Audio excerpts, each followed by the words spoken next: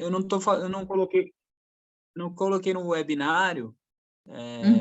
Então, tem um pessoal que disse que queria participar, mas é mais uma comunidadezinha fechada. Vamos ver se eles vêm daqui a pouco. Eu vou ter que liberar no 1 a 1, mas eu vou te falando, tá bom? Tá mas bom, sem beleza. problema. Desculpa Até mudei meu o atraso. computador para ter um fundo. Ah, não, tá bom, tá bom. Eu tô aqui em Hamburgo, então eu vim para cá com a minha namorada. Só falar pro pessoal aqui o link começando e a gente começa. Que horas são aí, Carolina? Aqui, 1h da tarde. Ah, beleza. É cedo aí. Aqui 7 horas. 7h. 19. 19, é. E como é que estão as coisas? Feliz ano novo, né? Primeira Feliz coisa. ano novo. Sim, feliz ano novo. A Europa usa mais como 19 ou 7 p.m., como nos Estados Unidos? 7 p.m., acho que a gente fala 7 p.m. Tipo, você vê no relógio talvez 19, mas você fala p.m., né? Então, então acho que 7 p.m. Sim. Beleza, e como é que foi a passagem de ano aí, tudo bem? Foi tudo bem, aqui está tudo tranquilo. Como eu comentei contigo, eu estou na Flórida, então, por mais que seja inverno, esse ano teve 3, 4 dias de frio, né? Uhum. Um pouco atípico. Quando eu falo frio, eu estou falando de 8, 5 graus Celsius, então não é frio, tanto para quem está na Europa, mas para quem está na Flórida é. Né? Mas foi bem tranquilo. Foi tranquilo por Tá aqui. bom. Legal. Aqui mas está estranho mesmo, porque aqui a gente teve em novembro, dezembro, até um pouquinho antes do Natal, pouca coisa. Cara, fez frio com força, assim, de tipo, teve dia que fez -12, né? Aí no Natal já tava 0, 3, aí agora, hoje tá, eu tô em Hamburgo, mas na Dinamarca tava igual, aqui choveu mais, mas tá 8 graus, 7, parece que vai nevar na semana que vem de novo, mas não tá até agora um inverno, um janeiro, vamos chamar assim, uma janeiro tão fria, né? É mais comum nessa época do ano, e fevereiro também tá frio. Mas pode ser que às vezes teve ano aqui até de março ter umas nevascas, então, mas não é que nem Estados Unidos, quando tem aquelas nevascas lá, sei lá, sabe? Lá no Lá pelo norte, que realmente que o bicho pega, né? o pessoal não sai de casa, realmente as pessoas não conseguem andar de carro, enfim. Então, Exato. Beleza, bom, vamos começar. Aqui estamos só nós dois. Então, vou te falar assim, eu te falei, esse projeto é um projeto que eu comecei aliás, em 2020. Foi em 2020 que eu comecei esse projeto. A ideia, eu tive um encontro em Amsterdã, foi super legal, eu fiquei com aquilo na cabeça. E desde então eu venho entrevistando brasileiros pelo mundo, eu estou conectando a galera, né? Eu acho que tem um pessoal muito bom aí. Inclusive, eu acho que tem muito brasileiro muito bom que mora fora do Brasil. E a ideia é a gente criar uma comunidade aqui, conversas, né? Com brasileiros que estão no exterior.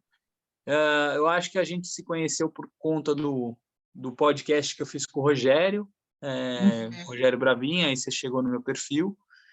E aí estamos aqui. Então, a primeira pergunta que eu sempre faço primeiramente, muito obrigado pelo seu tempo e pela disponibilidade. E como é que você foi parar no exterior, né? Como é que você foi parar está na Flórida, Miami? É Miami que está? Estou próxima a Miami, estou 40 minutos de Miami, sendo que estou mais próxima de Fort Lauderdale, que é uma outra cidade também bastante conhecida aqui no sul da Flórida, onde tem também um aeroporto internacional, tem voos diretos do Brasil para cá, enfim. Então, eu moro numa cidade chamada Sunrise, né? Uhum. Eu vim parar aqui já tem 7 anos, né? Eu vim morar para cá na época eu, casada, ele veio transferido, né? O pai da minha filha veio transferido para cá, e foi interessante porque quando a gente veio foi papo foi um mês, vamos, vamos, vamos, vamos. Uhum. E quando eu fui pedir o desligamento para minha chefe no Brasil, eu trabalhava numa empresa multinacional, e aí, onde tinha, né, um escritório na Geórgia, Uhum. quando ela me fez o convite, falou, não, você pode trabalhar remoto, né? Então, eu fiquei trabalhando 2 anos daqui para o Brasil remotamente, né? E daí eu Uhum. ia com bastante, pela facilidade, eu fui com bastante frequência, era a cada 3 meses, eu ficava um mês no Brasil e tudo mais, né? Tá. Foi quando, então, a gente decidiu e conseguiu a documentação para poder ficar. Uhum. E aí eu consegui uma documentação para também poder trabalhar, então foi uma dos motivos de tomar a decisão de ficar. E aí, então, como eu não consegui a transferência da empresa que eu estava, eu acabei, então, me desligando e começando a buscar oportunidades aqui, né? E que foi Uhum. interessante, cara, eu vou ter puxar um outro assunto aqui, que aí eu fui buscar alguns cursos da minha área, né? Então, sempre atuei na área de RH, tenho 20 anos de RH, esse ano completo 20 anos de formada, né? E aí, que foi interessante foi quando eu comecei a abrir a minha cabeça, que, ok, o RH é RH, pessoas são pessoas, mas o quanto importante é a cultura, né? Então, Uhum. quando eu comecei a buscar algumas oportunidades, então eu comecei a entender, como é que faz a entrevista, que tipo de pergunta que faz, ou que não faz, e etc, né? Foi quando, então, eu peguei alguns projetos temporários, porque eu comecei, né, como eu fiquei 2 anos trabalhando remoto, eu gostei da brincadeira de trabalhar remoto, isso foi antes de pandemia, né? Uhum. Então, peguei alguns projetos remotos, e aí encontrei uma consultoria próxima da minha casa e comecei a trabalhar lá né, na área também de RH, mas focada em recrutamento e seleção, né? E aí, também observando e vendo a rotina, pelo fato de ser brasileira, muita gente bateu na porta lá e falou, olha, você pode me ajudar, né? Uhum. Com no meu LinkedIn, meu resume, etc. E foi quando, então, aí eu desenvolvi um outro projeto. Mas depois a gente pode falar dele. E aí, então, eu tô, depois dessa consultoria, acabei indo para uma outra, que eu estou completando 4 anos já, que eu estou na Kimp, também fazendo um trabalho de recrutamento e seleção e desenvolvimento de carreira internacional, né? Então, foi assim que eu vim parar aqui, né, na Flórida. Gosto bastante né, aqui da Flórida, conheço outros estados. Ano passado, eu fiz algumas viagens de carro para conhecer um pouco mais do país, porque os americanos dizem que Flórida não é Estados Unidos, né? Uhum. Mas, então, é um pouco um resumo né, de como eu vim parar aqui. Então, foi por conta de uma mudança familiar, né? Muito legal. Obrigado por compartilhar. Na sua opinião, o que que é os Estados Unidos, então? Eu tenho opiniões, mas são opiniões distantes dos Estados Unidos. O que que é Uhum. Estados Unidos? Assim como a Europa. Talvez você tenha suas opiniões sobre a Europa sem ter visto É. tanto, né? Você diz em que sentido? Em estilo de vida, de trabalho, de... Ilude você, sua perspectiva como brasileira que chegou aí e teve que Uhum. dar seus pulos. Essa é a perspectiva. Essa é a perspectiva, exato, exato. Olha, é muito interessante porque Estados Unidos nunca foi meu foco. Uhum. Eu saí tarde do Brasil, a primeira vez que eu saí do Brasil, fui viajar para fora do Brasil, eu tinha 27 anos, então, e o meu sonho era Europa, Europa, Uhum. Europa, até porque eu estudei em colégio alemão no Brasil, então eu sempre gostei da cultura O alemã. Humboldt. Não foi no Humboldt, foi no Rio Branco. Rio Branco, lá em Ah, Campinas, tinha uma, tá na bom. época que eu estudei, tinha uma vertente alemã, a gente teve aulas de alemão, etc, etc. Uhum. E sempre, e aí depois dessa primeira viagem, era anualmente, né? Eu brincava com os meus chefes, dizendo, olha, o que você quiser eu trabalho, mas férias são férias e eu, né, sempre tirava o máximo de dias possível para viajar. Estudei inglês no Canadá, né? Então, assim, Uhum. sempre fugindo dos Estados Unidos, porque eu tinha realmente uma visão. Né? Olha, acho que não vai ser legal, um país, enfim, né? Tinha uma certa gratuito, né? Por não conhecer, obviamente, né? E, e aí vir para cá, depois, obviamente, viajei, vim passar de férias aqui, por que não, né? Conheci Chicago, Nova York, a própria Atlanta, né? Flórida, né? Antes de vir morar para cá. E aí foi interessante, né? Vindo morar aqui, é quando você sente o dia a dia, a rotina, a cultura, etc, etc, né? Eu acho que toda adaptação fora do seu país, da sua cultura, ela é difícil, né? Uhum. E aí tem até um artigo que fala, bem legal, por sinal, que fala o quanto você tem de autoconhecimento quando você mora fora do seu país, da sua cultura, né? Porque é quando você, às vezes, se depara com situações que eram rotineiras para você, para mim. Peraí. Alguém tá com barulho, eu acho que é a Laís. Deixa eu só ver. Laís, você tá com barulho. Desculpa. Imagina.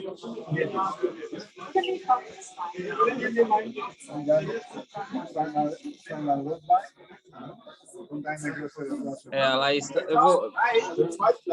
Peraí. Ah, consegui mutar a Laís. Lógico. Ah, legal. Eu tava tentando fazer isso. Valeu. Desculpa. Imagina.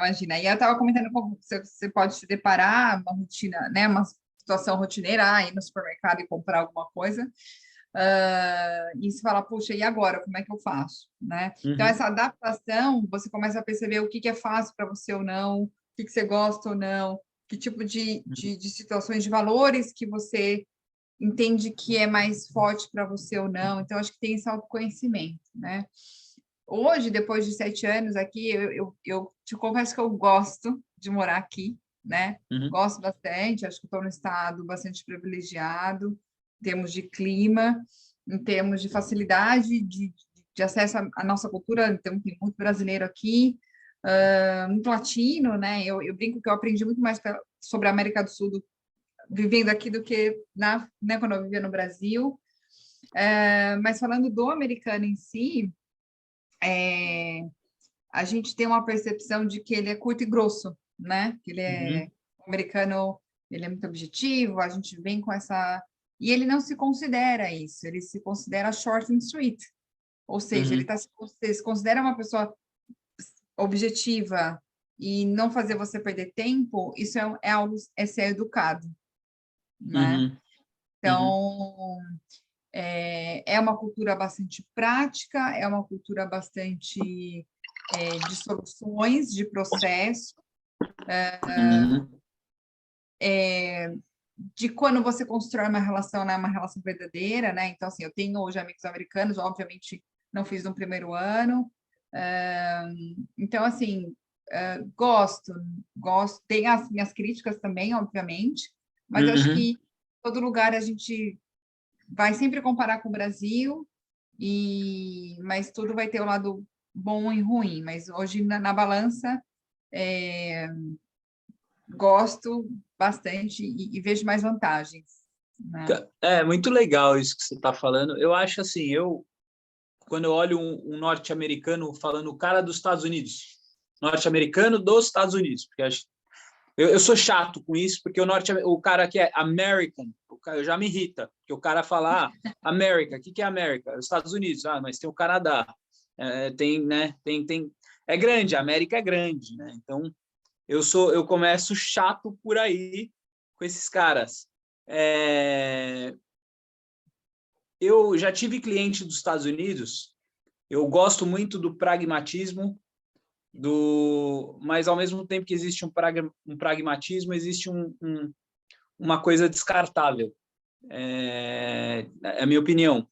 Ao passo que você vê assim no europeu, no dinamarquês, uma coisa mais, não vou falar humanizada, porque somos humanos, mas uma coisa assim mais paciente, mais, pô, cara, tranquilo, mas o dinamarquês ele tem uma questão mais de work-life balance, que também tenho críticas e tal.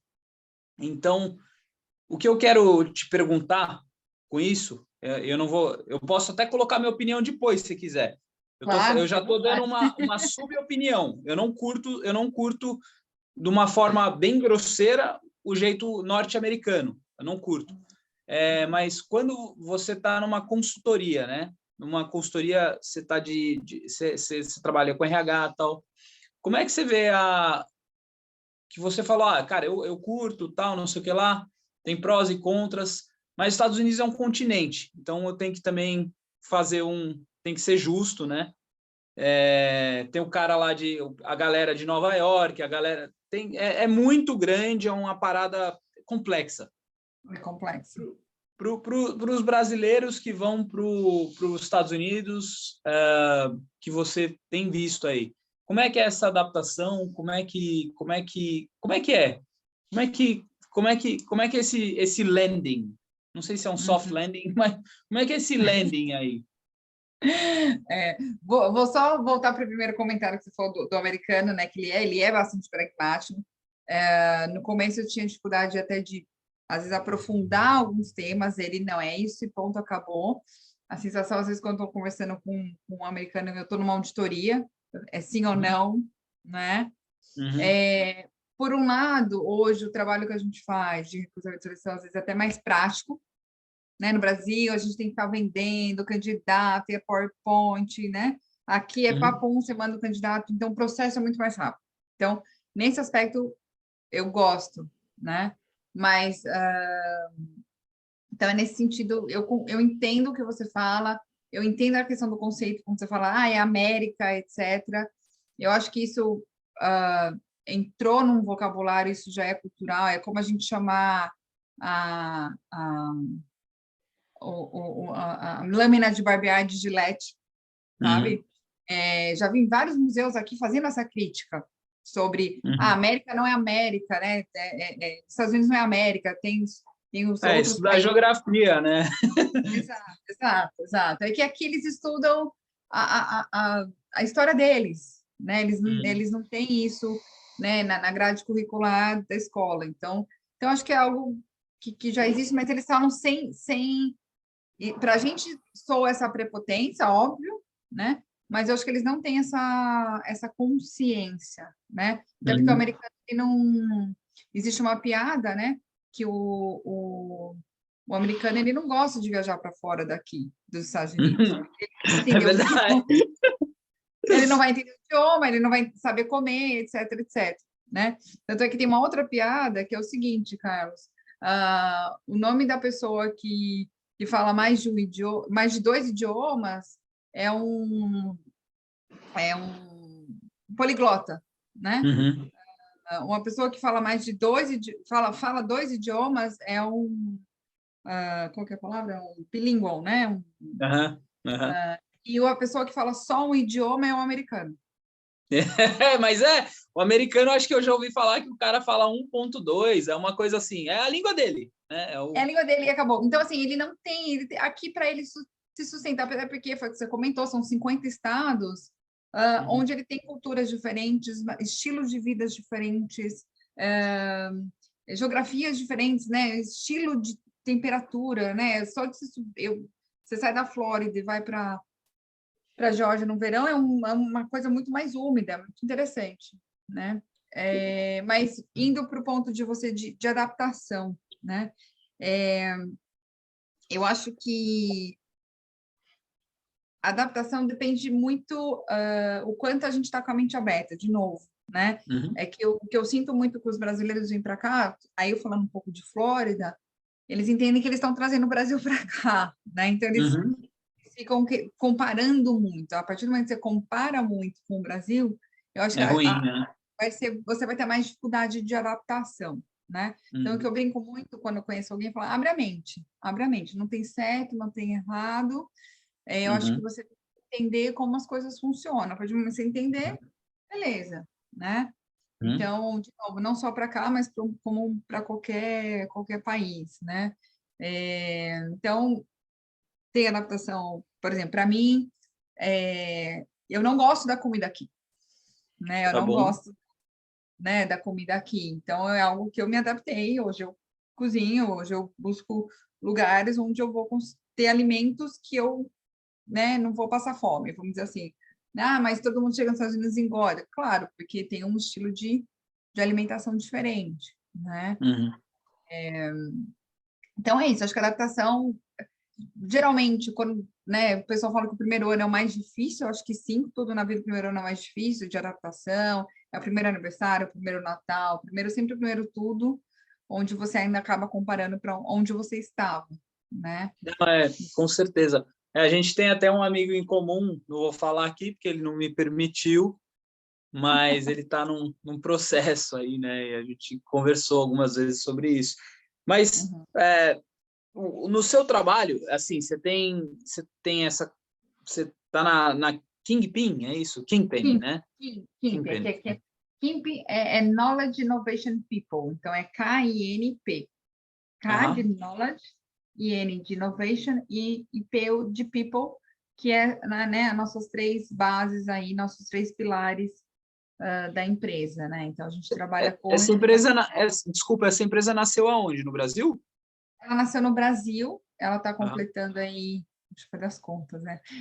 Acho que 6 anos, é que vou completar 4, né? Com eles. 6 anos, mais ou menos, e nasceu no Brasil. Uhum. Foi quando muitos dos clientes começaram a pedir posições aqui nos Estados Unidos. Então, já tem 4 anos que eles vieram para cá. E hoje, na verdade, a gente atua globalmente, né? Então, Uhum. até por conta de, né, hoje o virtual auxilia. Então, hoje a gente tem um escritório tanto no Brasil quanto aqui em Miami. E algumas pessoas até que trabalham remotas em outros estados aqui nos Estados Unidos, né? Muito legal. E conta para mim então um pouco desse do teu job assim, você tem qual que é o teu job principal é pela Kingpin? É com Pela eles ou Kim, você pela é Kim. partner lá, né? O que eu entendi. E, Você é sócia, exato. né? Hã? Exato, exato. Então, quando eles vieram para cá, dentro da Quinta, onde a gente, né, nosso core é o Executive Search, a gente trabalha com Executive Search, e foi quando eu comentei lá no comecinho, né, que quando eu comecei a ver que brasileiro batia na nossa porta e falou, olha, eu preciso de ajuda para me recolocar, né? Uhum. Foi quando aí a gente desenvolveu um projeto que chama ICT, que é o International Career Transition, que é onde a Uhum. gente faz uma consultoria, onde a gente prepara a pessoa para entrar no mercado. Não é um trabalho de outplacement, tá? Porque aí é uma questão conceitual, igual quando a gente fala de Estados Unidos, América, enfim. Né, o papel do headhunter aqui é realmente as empresas nos contratarem para achar profissionais, né? Que alguns headhunters no Brasil, a pessoa física, né, contrata esse headhunter para buscar algumas posições. Esse trabalho aqui só existe para C-level, né? Uhum. Então, o que é muito comum, e até o próprio americano faz isso, é contratar alguém para auxiliar ele nessa transição. Então, auxiliar, avaliar se o currículo está bem escrito, né? O LinkedIn também, fazer um Uhum. mock interview, então preparar. E aí foi quando a gente desenvolveu também esse projeto, está dentro da Kimp, né? Que é esse projeto que eu acabo liderando, então converso, enfim, o ano passado, só para você ter ideia, conversei com 400 novas pessoas vindo para cá, né? Caramba. Atendendo, né? Dando essa consultoria, aportando, né? Toda a informação. Ah, puxa, como é que funciona o salário? Qual é a média salário, né? Quais são os tipos de benefício? Uhum. O que eu posso responder numa entrevista? Então, é onde a gente consegue aportar e agregar valor, né, na consultoria, né? Porque, de novo, os Estados Unidos têm uma complexidade enorme. Então, não adianta eu falar de uma média salarial de um gerente de TI da Flórida ou alguém que está na Califórnia, né? Uhum. Então Muito é isso. legal. Então, é isso. Então, mas os seus clientes hoje eles são na grande maioria brasileiros, é isso? Entendi. Na grande maioria brasileiros vindo para cá. Hoje tem um escritório de imigração que contrata o nosso serviço, então a gente praticamente fala com todos os clientes, e aí desse escritório vem latinos também, né? Então já atendi argentinos, venezuelanos, colombianos, né? Mexicanos, né? Uhum. E, Carolina, e o que você repara assim de oportunidade? Então, vamos falar de um pouquinho do que você está vendo de business opportunities para o pessoal. O que você está vendo aqui? Eu tenho um amigo que mudou tem um ano, o cara é head lá da XP, ele foi com a mulher, por exemplo. Então, Deve ele estar aqui foi... em Miami. Isso, está em Miami. O nome dele é Paulo Wesley. Uhum. E a esposa dele, mega hiper qualificada. Não sei se você já falou com ela, não sei, mas trabalhou numa dessas grandes, tipo McKinsey também, mas acabou indo para aí com ele, né? Eu não sei se esse é um caso comum, imagino que sim. No caso das pessoas que viajam como você, foi isso, né? Vai Foi com isso. o partner e aí tem que se virar. Uhum.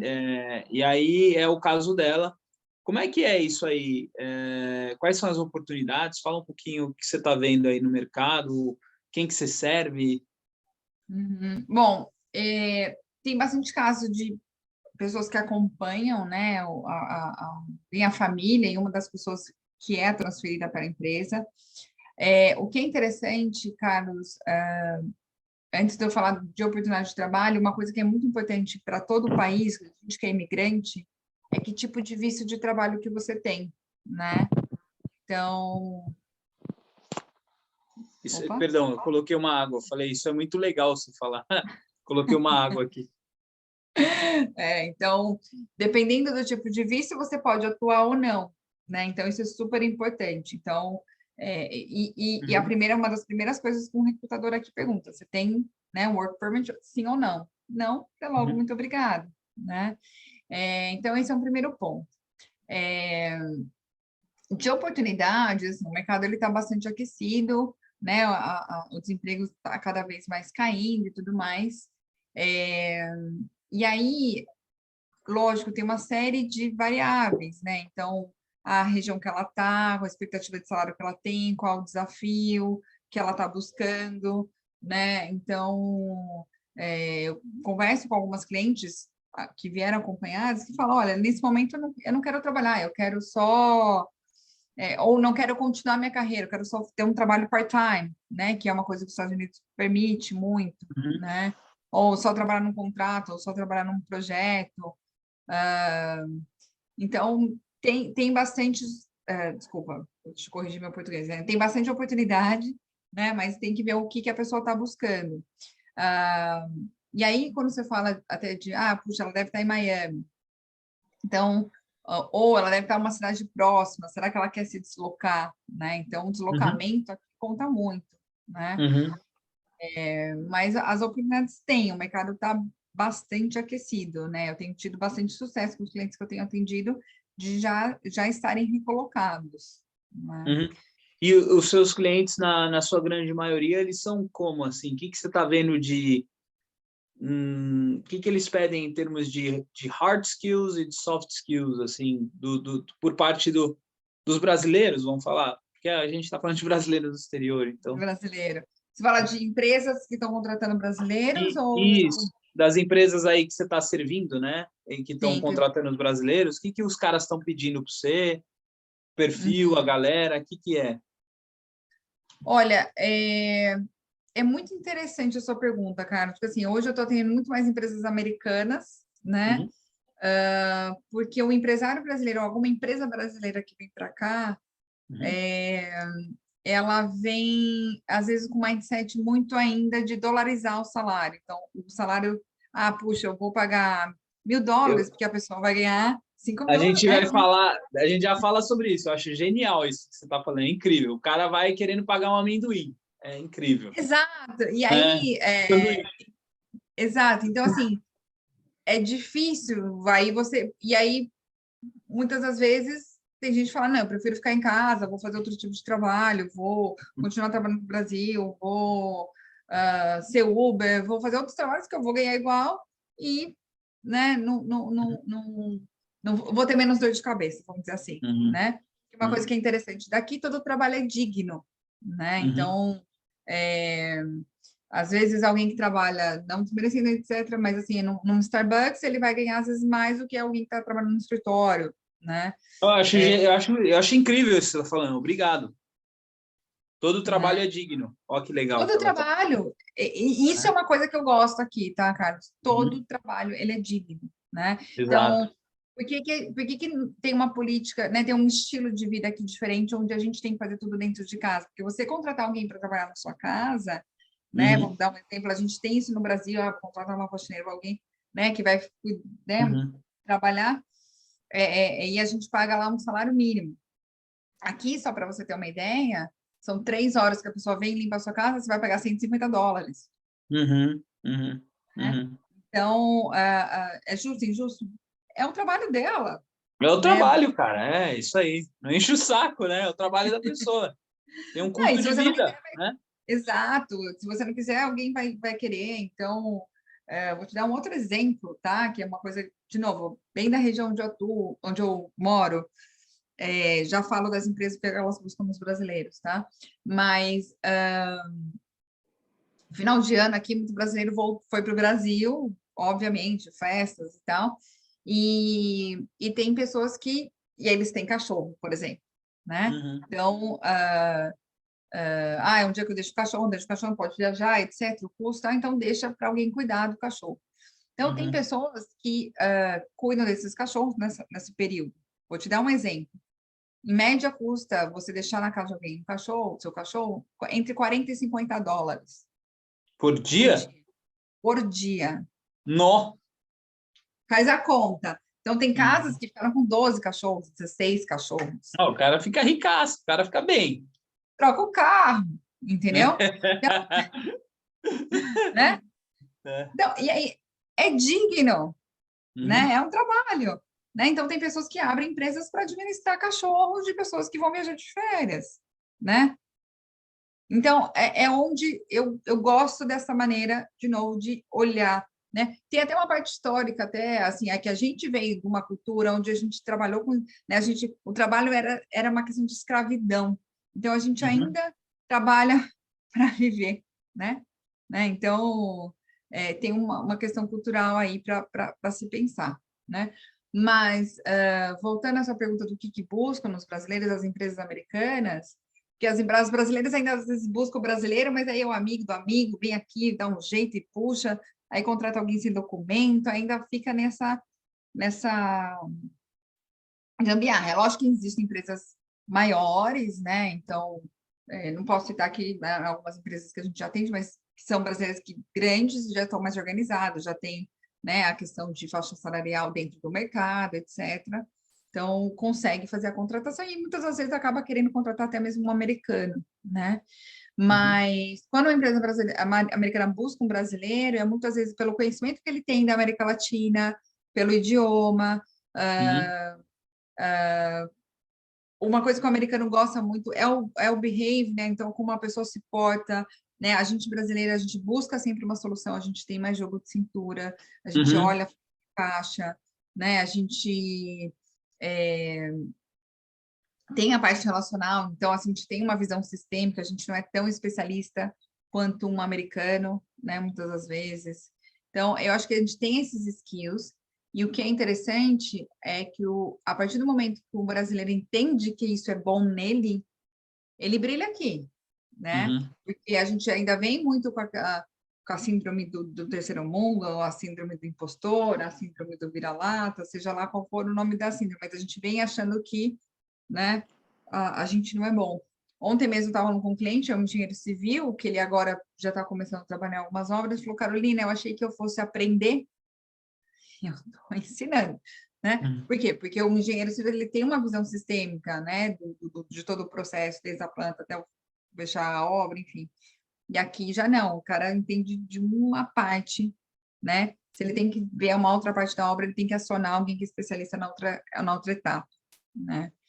Então, eu acho que, falando de brasileiro, a gente tem essa vantagem, mas a partir do momento que a gente entende isso, né?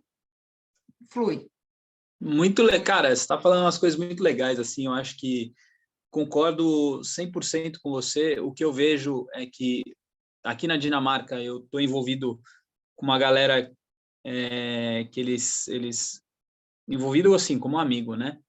Eu vejo que os caras estão sendo sequestrados do Brasil, especialmente os engenheiros de software. Então eles estão trazendo esposa e acho que isso no mundo todo, né? Vamos dizer que é uma mão de obra mais rara. Então eles estão podendo escolher onde eles querem trabalhar pelo salário.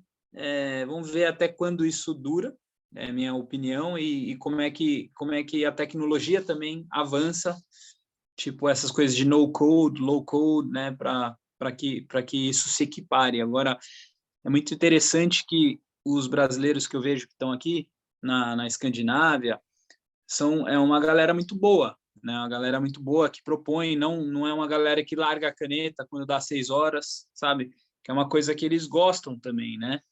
Então tem vários predicados interessantes assim na gente, nos brasileiros.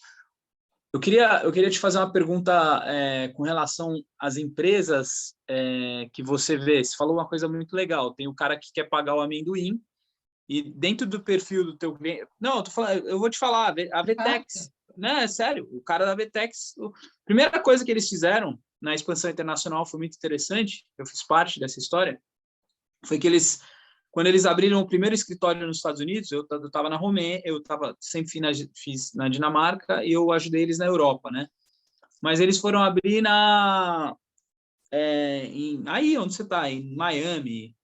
E para mim, é assim, cara, se você está no mundo do software, você tem que estar em Nova York, você tem que estar... tipo, é um mindset, né? Então, talvez eu vou encontrar pessoas com recursos mais baratos, eu vou me acomodar de uma forma mais fácil. Como é que você vê o empreendedor?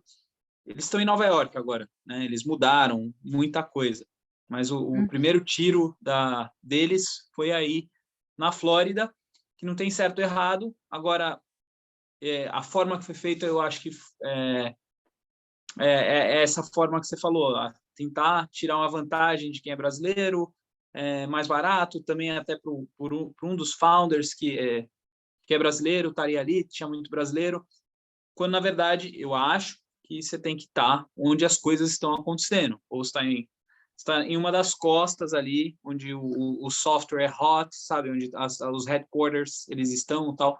Como é que você vê as empresas brasileiras fazendo expansão internacional, aí que você conversa? Tem muito jeitinho, tem muita... como é que você vê?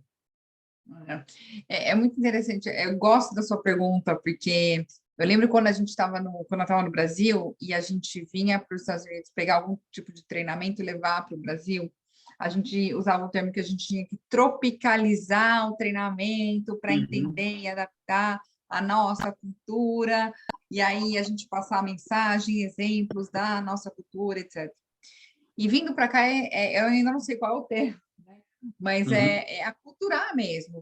Eu acho que o empresário ele tem que entender que ele não vai pegar o escritório dele e trazer para cá, né? Uhum. Ou vai fazer um modelo É. de negócio, né? O modelo de negócio que ele tem lá, ele vai trazer para cá, né? Uhum. Eu acho que ele vem muito assim, né? Deixa eu ver como é. Acho que o mercado lá tá bom, vamos para lá, né? Uhum. O que eu sinto e percebo em algumas conversas é de não ter o planejamento, Uhum. né? Isso como tudo na nossa vida, né? Tem que ter o planejamento. Vou te dar alguns exemplos, tá? Até de empresas grandes, né? A Havaianas chegou aqui abrindo um monte de loja, porque na Miami tem muito brasileiro. O brasileiro não vai comprar Havaiana aqui. Uhum. O americano, ele não gosta do flip-flop, né? Ele gosta da outra sandália que é só uma tira, porque ele gosta de usar Uhum. cameia, né? Vou te dar alguns outros exemplos, né? A própria Balduco, né? Chegou aqui, vamos vender torrada. O americano não gosta de comer torrada, ele gosta de fazer a torrada, ele gosta de colocar o pão na torradeira, Uhum. né? Ou o marketing que ele fez uma vez que panetone, um bolo de frutas. Bolos de frutas em inglês, ele tem um outro significado, né? Então, estou tirando exemplo de empresas grandes que as pequenas acabam fazendo a mesma coisa. Então, assim, tem que entender o mercado, tem que entender, puxa, será que eu preciso fazer um investimento no escritório lindo, maravilhoso?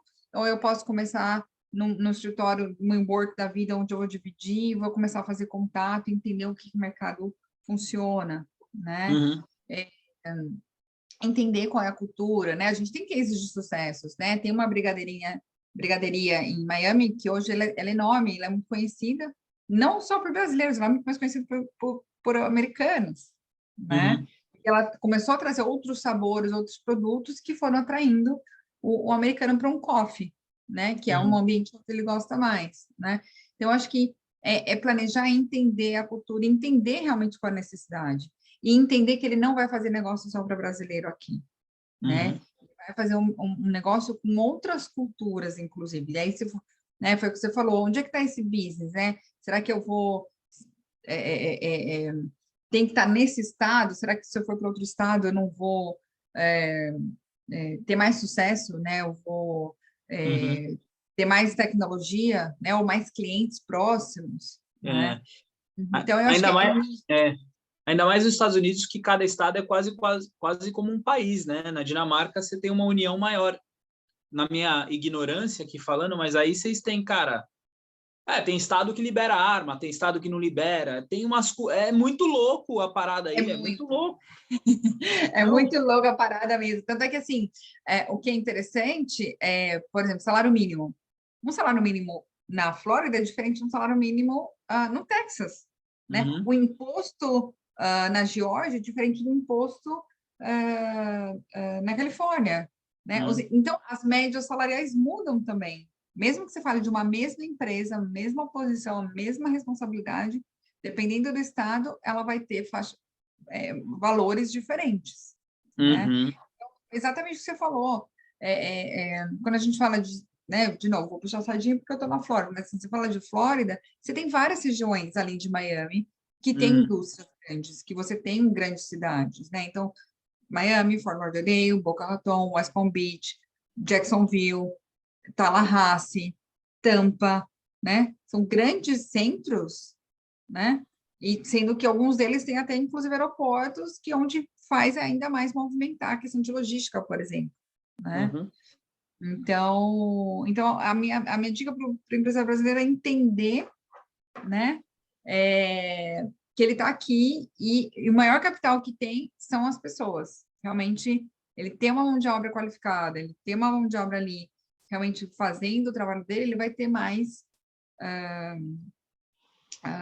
chances de sucesso, né? Olha, muito legal.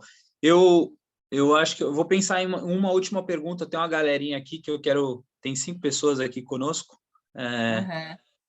Eu quero deixar eles, se eles quiserem, eles e elas, fazerem perguntas também. Deixa eu só pensar. Cara, muito legal, Carol, a conversa que a gente teve. Eu acho que, da minha parte, assim... eu te falei, eu tenho as minhas questões com os norte-americanos, mas eu tenho amigos e eu falo para eles também o que eu acho. Então, eu tenho a língua meio solta, né? Eu gosto de desafiar assim alguns pontos de vista, mas assim é admirável o que eles fazem, cultura também, super pragmático. Eles são super patriotas, assim, Sim. é muito legal de ver a paixão que eles têm pela história deles. Então, eu acho que isso eles aprendem, e essa questão que a gente considera arrogância, né, é que eles sabem se vender, né, Carlos? Então, vou te dar um exemplo comparando brasileiro e americano. Eu gosto sempre de começar uma entrevista perguntando para a pessoa, me conta de você. O que a gente brasileiro faz? Eu sou fulano, tenho tantos anos de idade, vim da cidade tal, meus pais trabalhavam em tal empresa, aí fiz faculdade, blá, blá. A gente a gente contextualiza, né? Conta uma história, até porque a gente quer ficar muito amigo do recrutador, né? Criar empatia, né? Aqui, quando você faz essa pergunta para o americano, ele já fala na lata, eu tenho X tempo de experiência, trabalho com tais temas, já tive tais resultados, já trabalhei em tais empresas e me formei em tal faculdade, sei lá, tem tal especialização. Ele já se vende, ele é objetivo, ele vai... É muito foda. Eu vou te dar um exemplo prático que numa conversa com um cara dos Estados Unidos, no ano passado aconteceu. Então, a gente estava se conhecendo, talvez para fazer uma collab ali, em outra empresa, a Evolve, né? Que é as coisas ali do e-commerce e tal. E aí o cara pegou e falou, eu falei, porra, você trabalhou, eu vi que você trabalhou com coisas aí do governo. Cara, o cara pegou e falou, I work for the American government. Tipo, eu trabalhei para o governo dinamarquês.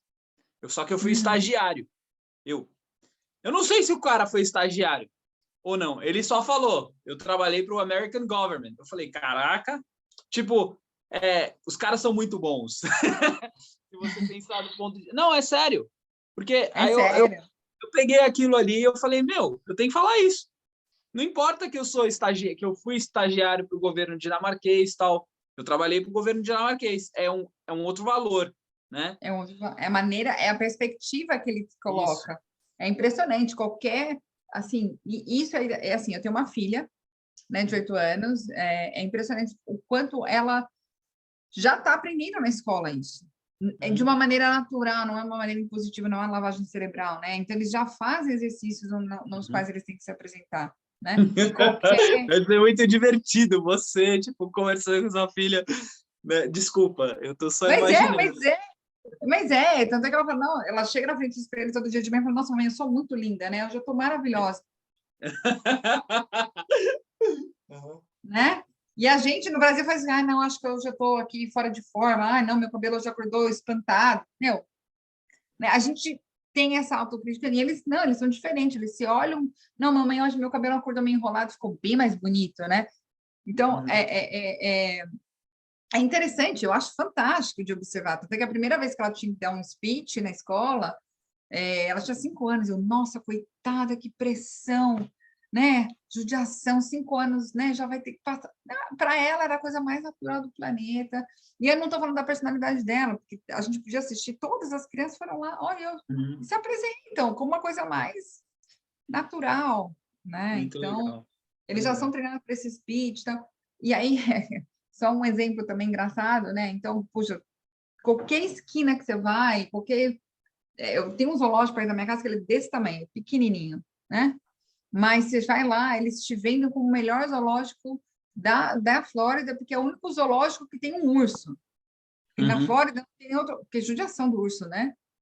Tá aqui na Flórida. Mas ela vende como aquilo, o melhor. É o exemplo que você colocou, né? De ter trabalhado aí para o governo, né? Sim. Então, né? Então, enfim, mas Não, é muito bom. Tem muito pano para manga aí, como diriam. Ó, eu quero te agradecer, muito obrigado, foi super legal. Legal. A gente tem uma comunidade aqui, um grupinho no WhatsApp que você pode conversar com a galera.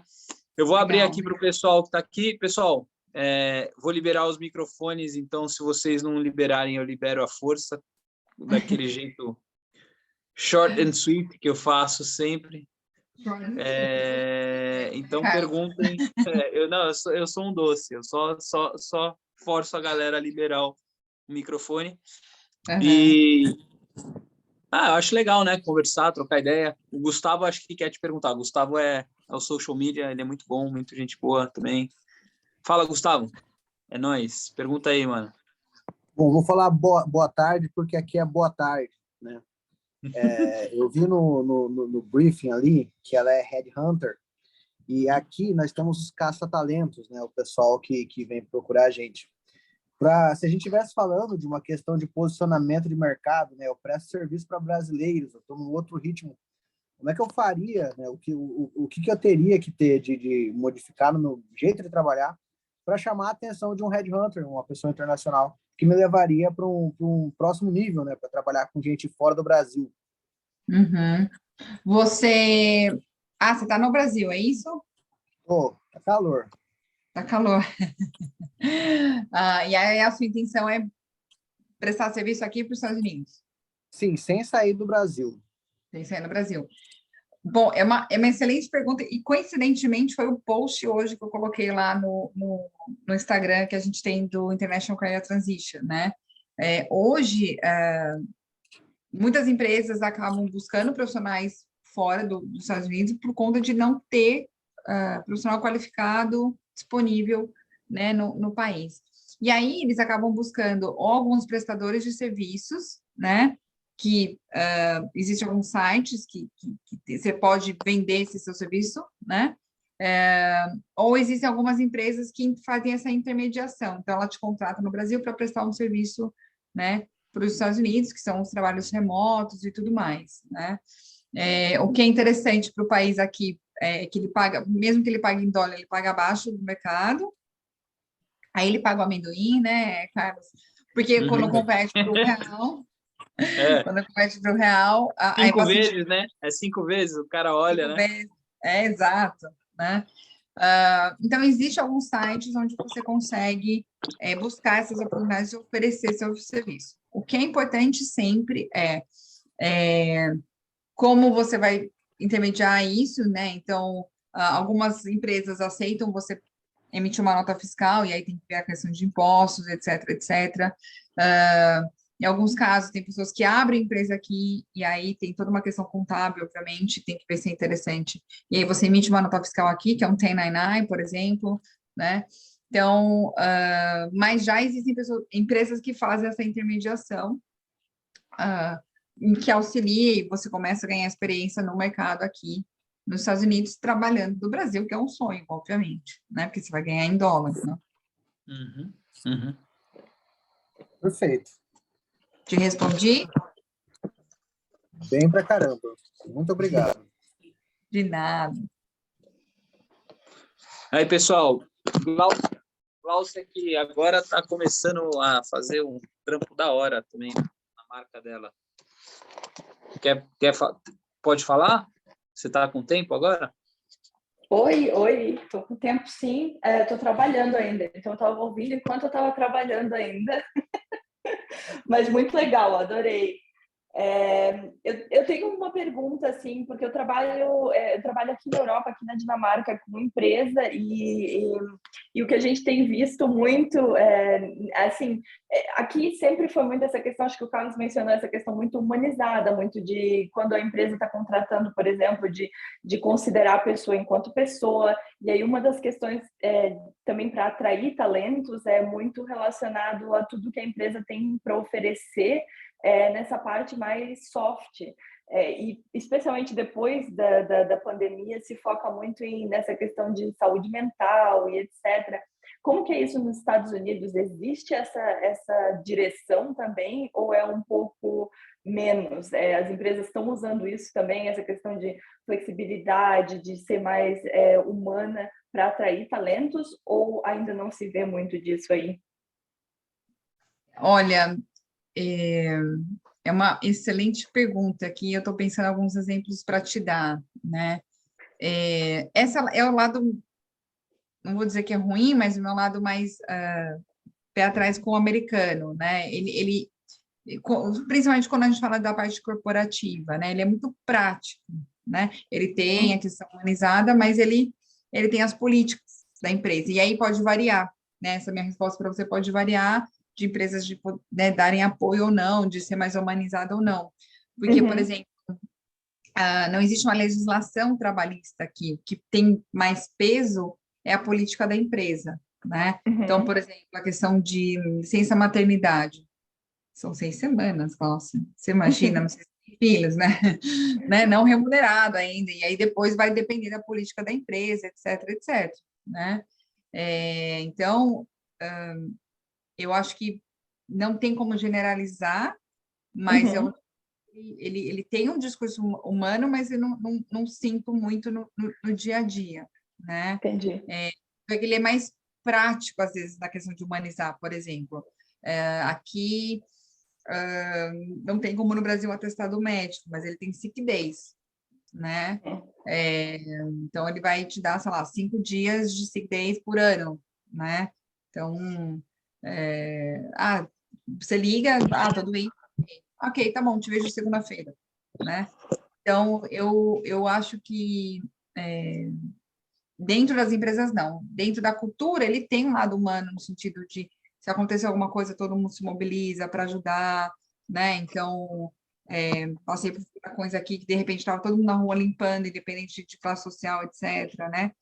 Mas, dentro de corporações, ele busca soluções práticas para reter o talento. Uhum. Aqui está muito no movimento de voltar, né? As pessoas voltarem. As empresas não estão querendo tanto que sejam trabalhos remotos e tudo mais. Mas ela implementa, tem algumas empresas que implementam aqui no verão, por exemplo, 4 sexta-feiras durante o verão que você não precisa trabalhar, né? Então, ela põe uma regra, entendeu? Então, eu não vejo tanto a questão humanizada, né? Eu acho que ela vai com regras que vai te facilitar alguma coisa, né? Mas é uma ótima pergunta. Acho que esse é um ponto que é uma maneira prática deles terem no dia a dia dentro das organizações, né? Uhum. Entendi. Obrigada. Nada. Mais perguntas? Mais perguntas? Sim, eu tenho uma. Oi, Carolina, tudo bem? Aqui é a Laíla.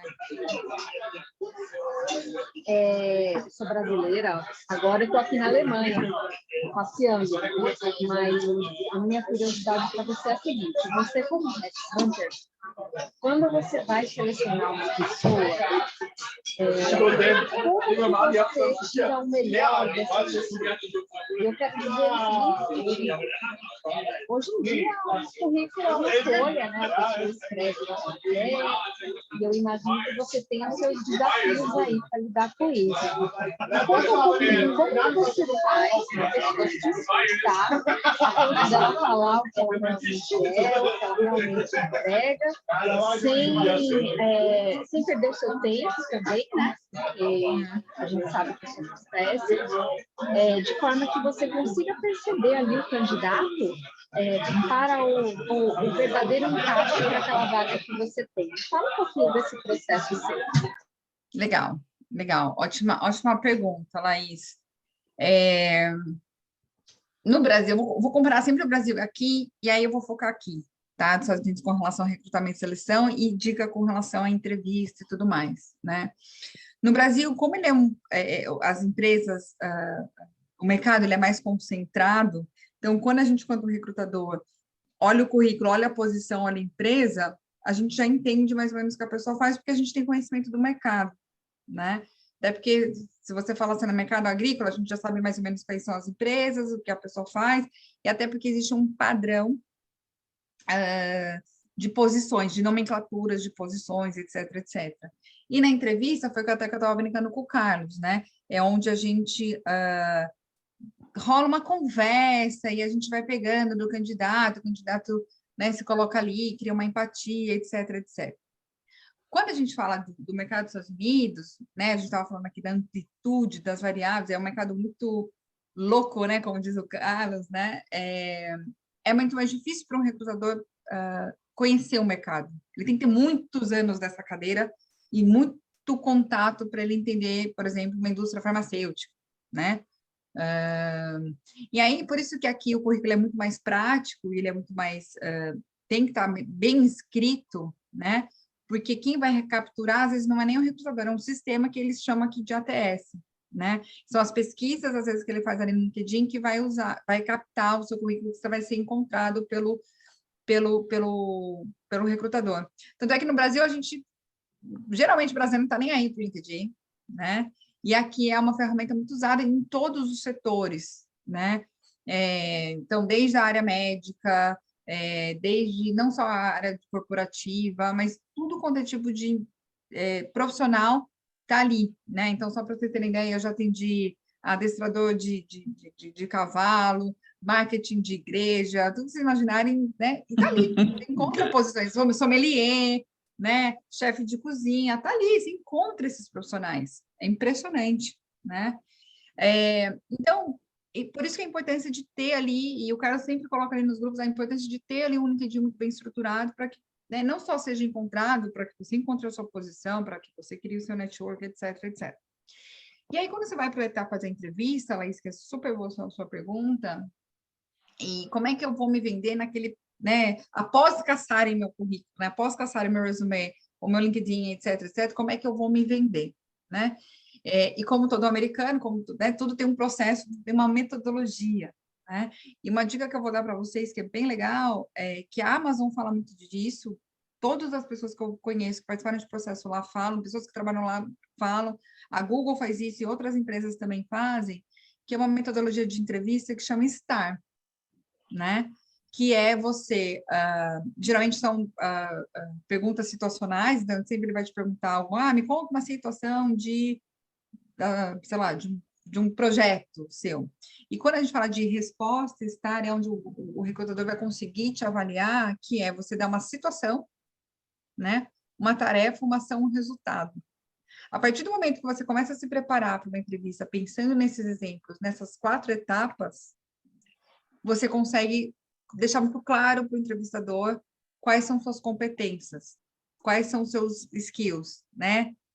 O que você agrega valor diante de uma situação, né? O seu estilo de trabalho, né? O resultado que você traz, né? Então, isso é muito utilizado, o recrutador, ele avalia você, ele vai ver se você consegue trazer isso, né?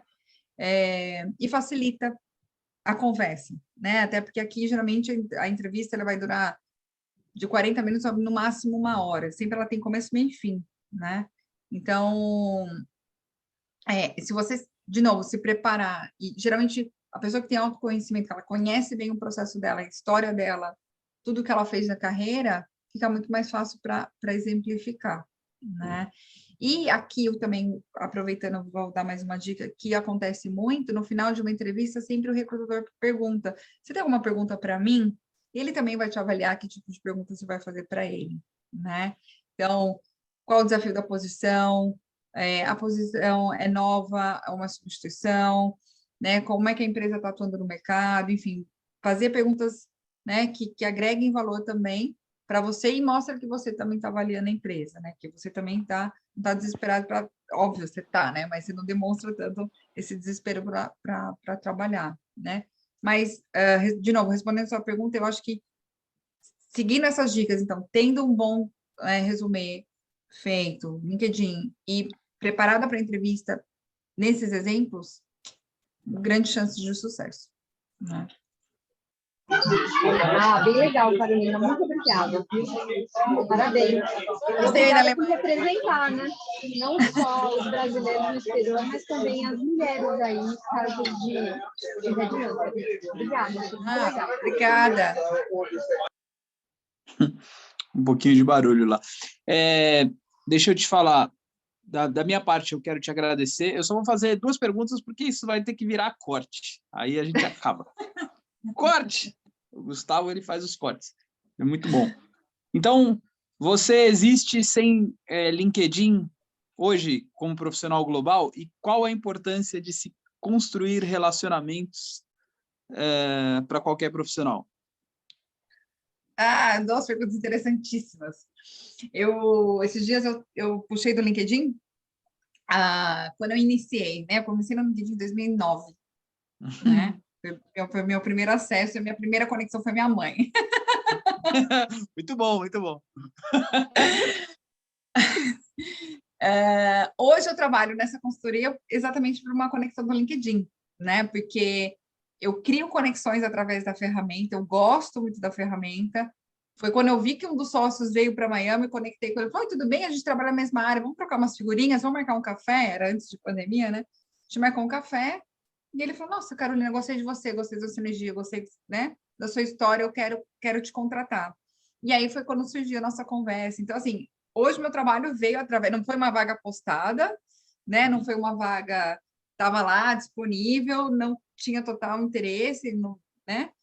E gerou uma conexão que hoje trouxe, né? Estou aqui por conta disso, né? Entre outras conexões que sempre fiz, por exemplo, eu quero entender por que os RH estão pedindo para as pessoas voltarem, sair do remoto, voltar para... Então, conectei com alguns RHs, conversei, e eles colocaram os pontos, ok, entendi, né? Queria entender o mercado. né? Peguei de diferentes estados. Então, hoje, globalmente, você não existe se você não está ali na ferramenta, né? E uma diferença grande, Carlos, ela não é uma rede social, ela é uma rede profissional, né? Você está ali para realmente criar conexões, criar negócios, criar conhecimento, gerar conhecimento também, obviamente, você pode fazer né, hoje indústrias fazem seu marketing através, né, da plataforma, né? E aí, globalmente, claro, né? Olha só, você está na Dinamarca, ou você não está na Dinamarca, né? Mas olha como a gente se conectou, né? Você estava falando com alguém no Brasil, eu assistia daqui da Flórida e a gente acabou se conectando, né? Então, a ferramenta, ela tem uma grande importância, né? Ao meu ver, né?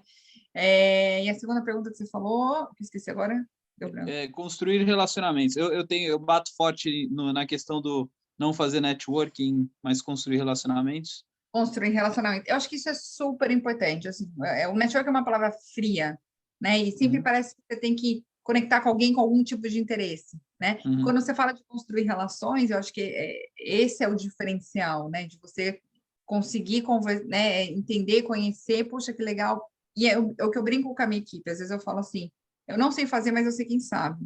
Eu não sou desse mercado, mas eu sei quem é do mercado, né? Então, hoje, você me perguntar, eu preciso de alguém que sabe fazer sorvete. Olha, eu sei. Espera aí que eu sei. Conheço alguém lá que faz sorvete, né? Eu preciso conhecer alguém que, sei lá, que trabalha em X empresa ou que saiba de um processo XYZ. Eu vou saber, né? Porque você vai criando relações, né? Então, e acho que isso ajuda muito, né? Então, eu vim num ambiente esportivo, né? Então a gente sempre conhecia a gente. Então para mim é algo natural, né? Por mais que você não está ali no dia a dia, mas você vai conhecendo, você vai sabendo, você vai, né? E não só a pessoa, mas a pessoa saber também o que você é bom, para ela também te conectar. Então muitas das vezes a pessoa me liga, olha, me passaram o seu contato, que fala que você sabe fazer, né? Que você é headhunter aí nos Estados Unidos, você pode me ajudar, né? Então acho que é isso, é essa troca que vai organicamente crescendo, né? Então, acho isso fantástico. É incrível, eu concordo totalmente com você. Eu, cada vez mais, eu não foco em aquisição de cliente, eu foco em ser gente boa e ter os meus talentos. E é isso, né? Porque eu acredito que se eu te ajudasse, me ajuda e vice-versa. E de verdade, eu acredito, inclusive, de competidores, os frenemies, sabe? Você ajudar, porque nem todo lead ele vem igual. Às vezes tem umas cascas de ferida, no caso, às vezes que é ruim para mim, pode ser bom para você, porque tem questão de personalidade, né? Eu vejo isso muito no mundo do e-commerce. Então, às vezes o cara que implementa Shopify, que se ajuda, sabe? Porque ele não implementa o Adobe e tal, enfim. Tem um monte de coisa assim que eu particularmente não acredito em competição, acredito em ecossistema, sabe? E o mundo é tão grande, né? Tem espaço para tanta gente. É muito abundante, é muito abundante. Olha, muito obrigado, Carolina. Carolina Leitão, incrível. Isso aqui vai ficar da hora. A gente vai colocar no YouTube lá, depois fazer uns cortes legais. Eu vou fazer meu brand aqui.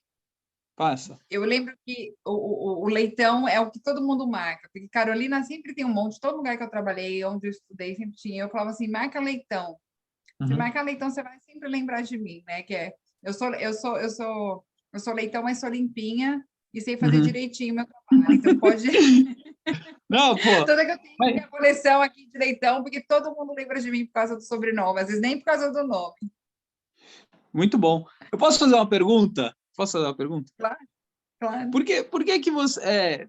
tudo bem, você pode dar na minha cara, tranquilo. Mas por que você não deixa o seu Insta aberto também? Eu acho que você teria só ganhos ali. Ou faz um profita para você. Por que você não faz isso? Nossa, vou pensar. Eu sou bastante, apesar de não parecer, eu sou bastante tímida. Eu falo muito do lado profissional, etc. E eu me exponho muito no lado profissional. Mas o pessoal, eu sou mais tímida, eu sou mais reservada. Então, tem um Insta do ICT, né? Que ali é muito mais informativo. Mas eu sou bastante tímida, pessoalmente. Por incrível que Respeito, pareça. respeito. Eu entendo. Mas acho que seria legal. Não estou falando saber tudo, todos os detalhes, mas é legal. Acho que teria conexões, mas é uma opinião própria, assim. Não, já recebi várias vezes essa sugestão, essa provocação, mas eu ainda reflito sobre, ainda não me convenci disso, mas né, tem Tá lá o bom. ICT.